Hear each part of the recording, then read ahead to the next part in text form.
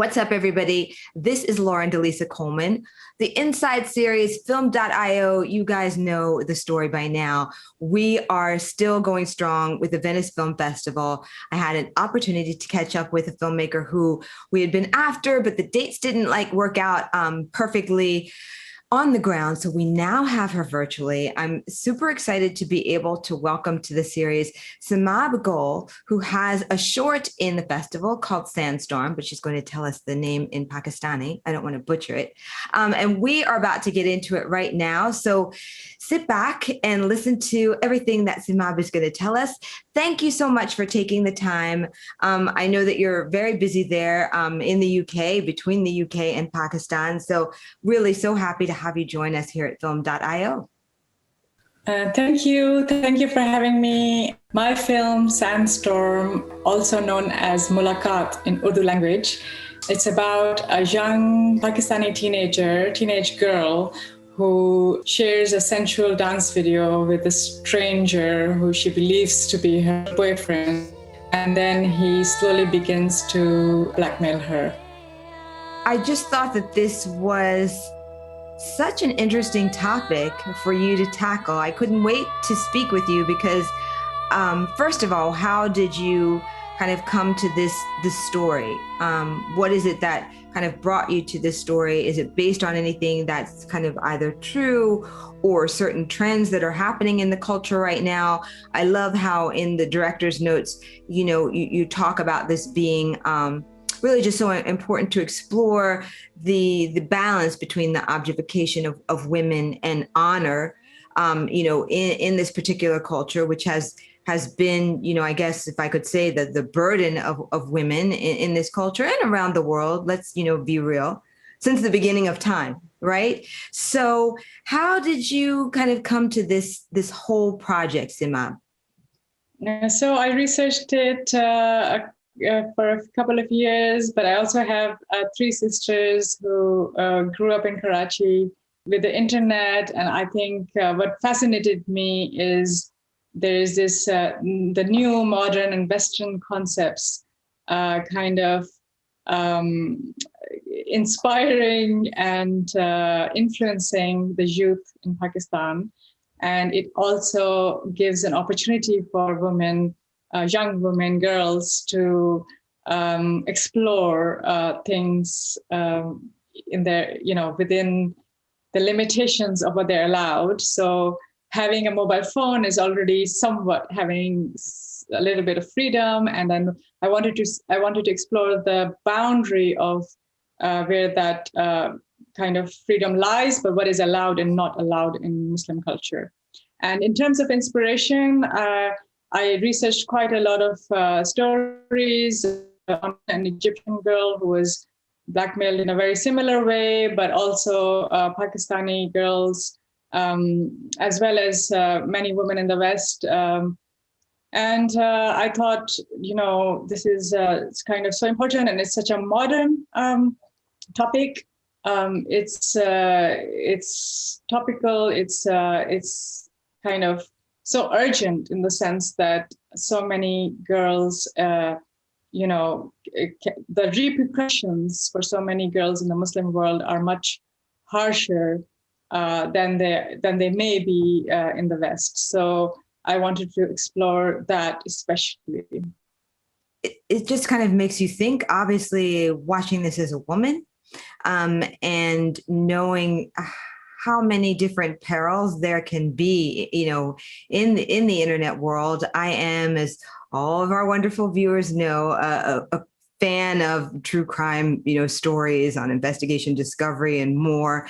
And many times it is, kind of based on some type of initial interaction that is created, in the virtual space. And so it's just something that when you layer, a rich and an old culture such as that on top of it, dealing with religion, like you can only imagine, right? What today's, 16-year-old or 18-year-old in that environment must face. Simab, talk to me a little bit about really the filmmaking process around this, right? Because, of course, we've touched upon the culture and looking at the young, not just Pakistani women, but, many different women in society today dealing with this kind of issue, exploring dating on the internet scene or mobile, whatever, digital scene, I'll say. But let's talk about the filmmaking side of this. How did you select, your wonderful actors? How many days did it take you to shoot this? This is a 20-minute short, but I feel like it is much more in depth, than that. And I would love to know what your process was to kind of almost elongating a story inside such a short frame. You know what I mean? Yes. So I wrote the script over about a year's time. There was the pandemic in the middle, so that kind of slowed things down. And then I took a big risk and went last September, the September 2020, to Pakistan to shoot. We did 2 months of pre-production where we started, because of the pandemic, we started the auditions online. People sent me their self-tapes. And then we had real auditions in person. I think I kind of saw more than 60 young people and actors, non-actors. And the people I decided to work with, the wonderful, talented cast, I had kind of got them to improvise because I liked the idea of working with non-actors. My inspiration comes from Iranian cinema. So they were comfortable with the idea of improvisation. And then the actual shoot was only less than 6 days. I believe it was 5.5, including some sound kind of recording. I had a crew of cast and crew of about 100 people on a busy day, on the Sandstorm day. And on quiet days, sometimes there was only 5 of us. Wow. Just like really amazing how this all came together. So now talk to me about the actual Venice Film Festival submission around this, and then learning that, you were invited to, compete and all. What's the kind of timeline around that once you finish the film? So when I had my rough cut, I sent it to one of the curators that I had met at Locarno. He kindly introduced me to one of the programmers at Venice.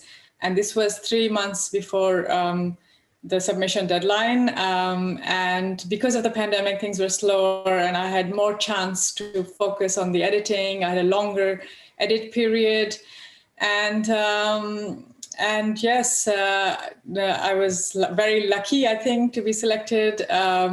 It's a dream come true. I'm really honored to be one of the 12 films in competition at Venice Film Festival. So great. So how many days did you actually spend at the festival once you arrived, like kind of boots on the ground? So in Venice, we spent just under 5 days, because that's the pandemic requirements for working people, right? in Italy. So that was just about the right amount of time, I think, for a short. This is towards the end of the festival, kind of less things happen. A lot of distributors and sales agents have already kind of left because the features and highlight happens in the first week. Nevertheless, it was still a wonderful experience. I met fellow filmmakers, and there were kind of gatherings every night. I had a lot of inspiration and a lot of kind of opportunities to network and hang out with fellow filmmakers. That's so great. I know I've asked, different filmmakers who I've interviewed why he or she thinks that it's still important to attend the Venice Film Festival. What would be your response to that? Is it really connecting, with other filmmakers to be able to just share insights about the craft, or is there an additional kind of benefit as well? Well, there's no question about it that Venice is one of the big three, one of the top festivals in the world. So there is the prestige, the history associated with it. It's the oldest film festival in the world. And of course, you get seen, people, other festivals are already inviting my film.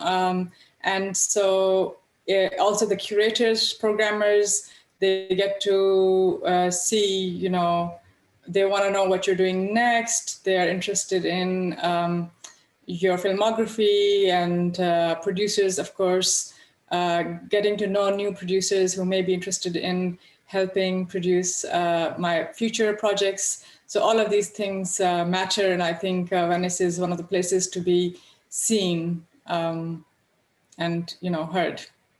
I think And that's of course, being in a huge cinema after the pandemic, full of people, was just the cherry on the top, because that's so I hadn't great. gone to a cinema for a year and a half. Right, right.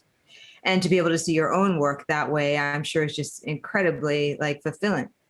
So let's talk about just translation, because all of this film was done in Urdu. I hope I'm pronouncing it right. And Yes, I had an Indian roommate in college, and she spoke Hindi, but she had a boyfriend who was from Pakistan who spoke Urdu. So I learned at least how to say those words at least a little bit better. But just in terms of making sure the same emotion is relayed in all of this within translation, was that any type of challenge for you as the director, and how do you kind of go about that, deciding and vetting a good translation service? Because I don't think we've ever really spoken about that on the series.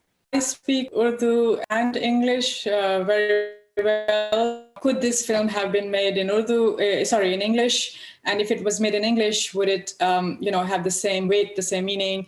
I think kind of the unique perspective is that we are, in Karachi, we are seeing a kind of modern world where teenagers do teenage things, and it's not all about doom and gloom the way Pakistan is seen in mainstream media. So I thought, okay, well, that's the language kind of spoken in cities, in the cosmopolitan areas, and that's where my story is set. And it's such a beautiful, poetic language, I must say, coming from Persian, but also inspired from Hindi, touch of Arabic. So, I think it was a privilege and an honor to kind of be able to have it in my own language, a short film in my own language. And in terms of, I wrote the script, yes, in English first, because of seeking funding and, having partners. Some of my executives are British. I did work with a script editor, a translator, and then my producer, Abid Merchant, is also from Karachi, and he was very kind of stringent with translation and staying true with the meaning. That was very important to us. And of course, spending 4 weeks with the actors on and off, doing rehearsals, improvising, then they brought their own nuances of teenage Right. speak. Very cool. So that, for me, that was important. That is a bit more like realism. So I constantly was conscious that my Urdu may not be that good, but good enough to, I can speak it, to communicate. That's just amazing. I'm so glad that you were able to, I think, be sensitive to that, because I do think that language kind of shows what the culture thinks is important, depending on where the direct object falls and all that. It shows the process of the mind. So I'm always very fascinated with just looking at languages, because it tells you about the people, and more importantly, like their values. So what else though, Simab? That was like one, kind of hurdle to get over. What was, I guess, another major challenge for you in making this film? One of the biggest challenges, I must say, was the pandemic, the fear of people getting ill, the responsibility on my crew and cast. Another very interesting and specific challenge was that a lot of the girls I auditioned, more than 40, they came with their moms, and the mothers would say, oh, but my daughter can act, but she won't dance. And then some of them would say, she'll dance, but she won't wear what you want her to wear, like something sleeveless perhaps, or, So that was really, really, really interesting that people in the West might think, oh, it's not a big deal, it's just a dance. And in India, people dance quite often. It's a part of their culture. Right. Even in Pakistan, some educated families and people in the cities, they dance, in weddings. But the fact that so many mothers were so conscious about allowing their daughters to dance on film was a very interesting thing. And I wished now that I'd made a making of documentary, because that really made me understand what the stakes are and how important this topic is. And even Paris's, my lead actor's mother, she was like, I want to support you. I understand your stance that you want to show like the strong female voice and how to deal with it. And actually, it's a powerful story where the girl takes her so-called kind of situation in her own hands. But she said, please remember that people don't forgive you. They don't forget. So basically saying that her daughter's reputation was on the line, and although she understood and sympathized with me and my intention, sometimes it's still unforgiving in this culture to be able to dance and expose oneself on screen as a young woman. It's really fascinating because I guess, of course, the Western point of view would be, but she's portraying a character. So how could that be held against her actual person? But I, can definitely understand and respect that. But I guess just a quick side note, like I'm sure you had listed in the call what was needed. Why did they come? If they were, if there wasn't going to be dancing permitted, like, was it just like, let me try anyway, or what? Yeah, they like the idea of acting. They like the performance, and of course, they are, like I said, city people, slightly modern. The girls were like educated, at least went to school and things.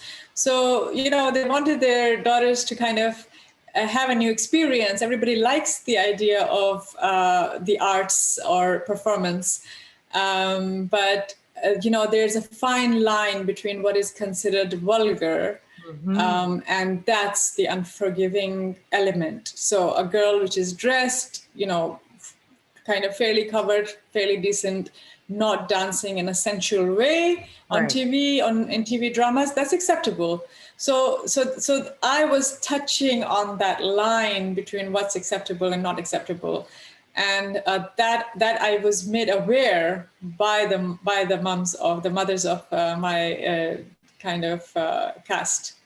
Wow, just really amazing. So within all of this, whether it's translation, culture, etc., what is maybe a main kind of tip or an insight that you gained from making this film that was maybe surprising, that you'd like to maybe be able to share with other filmmakers, either working between cultures, maybe shorts, I don't know, but just in anything that you were like, wow, I'm so glad that I know this now and I can carry this forward with me?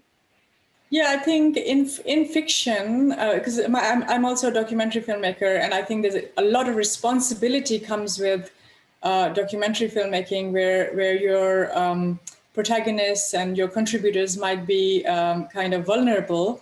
But I realized that in fiction, in certain cultures, it's exactly the same thing. You have to kind of understand and be sensitive to not only the cultural nuances, but also the feelings of your cast, as well as how they could be presented, how they could be kind of seen by the public. So it's a very kind of a strange place to be, because as filmmakers we want to express ourselves and we think that the stories are ours because they're fiction, and in fiction anything is possible. But I think the safety of your cast, especially young people, is paramount.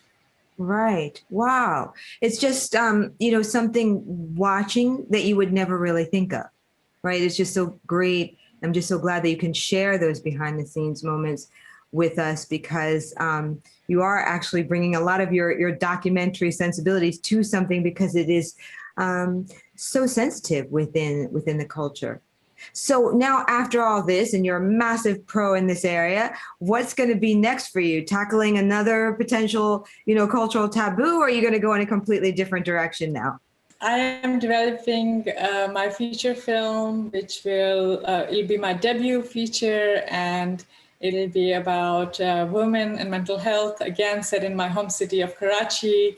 And I am in very early development stage. I hope to make it in the next year or two. Well, I wish you much success on that. And hopefully you will not have any world dramatic events to prevent you or slow you down. But, everything they say always works in just the right time. So no matter, I'm sure that you'll be certainly victorious. And I'm so glad that you could take the time to be able to speak with us. I guess you're all, jet lag and everything, you're all caught up by now, right? After the festival, or is it still crazy? It's only 2 hours away, so there's no jet lag. Very true. For us in the States, it's considerably different, and even more different if you're on the West Coast, right? So it's a lot. So I just want to thank you so much again. Anything else that you'd like to add in closing, Simab? Thank you for inviting me. And my North American premiere is going to be at Montreal New Cinema Film Festival. And it's going to happen on the 9th of October. Woo, that's right. Promote. And it'll be online also. So people, I believe, in Canada or North America should be able to see it, I hope. That's great. Thank you so much for sharing that with us. Really continued success, Simab. And I'm so glad that we had the chance to speak with you there today in the UK. And everybody, thanks to you so much for watching another episode of the Inside series, where we take you inside the mind of a lot of today's filmmakers and really just create a whole conversation around it like nobody else out here. So definitely stay tuned for more. Again, thank you for watching. I am Lauren DeLisa Coleman.